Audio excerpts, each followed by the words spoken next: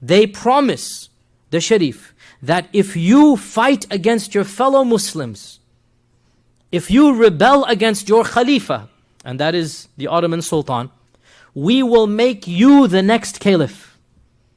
And we will give you a united Arabia. By Arabia, we don't mean Saudi Arabia. We mean the Arab lands, Damascus, Baghdad, everything in between, Syria, Lebanon, Jordan, everything, Arabia. You shall become the Khalifa of a united Arabia.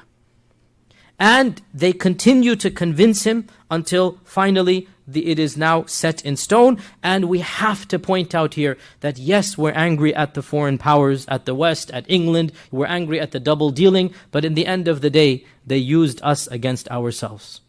In the end of the day, we have to put the blame where also it lies. And Muslims are also guilty, just like every other party is guilty. And we have to acknowledge the greed and the power struggles on all sides. And here we have a copy of one of those letters. If you take a look at it on your slide, this is a copy. If you look at the date, can you see the date on there?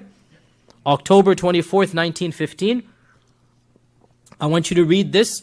That subject to the above modification, Great Britain is prepared to recognize and support the independence of the Arabs in all of the regions within the limits demanded by the Sharif of Mecca. Notice, very clear here. This is the original letter, by the way. You see Henry McMahon, you see the signature. This is the original letter.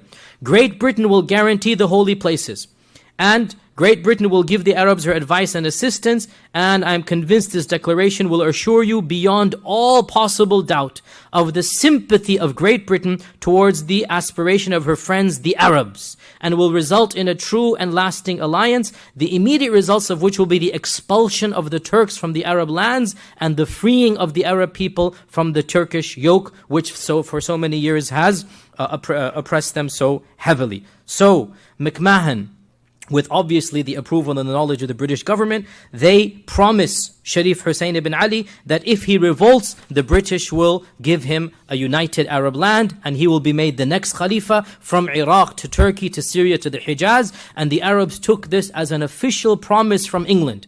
And based on this promise, the Sharif launched a war against the Ottomans. Not against the Brits, against the Ottomans. And the Brits, under the command of T.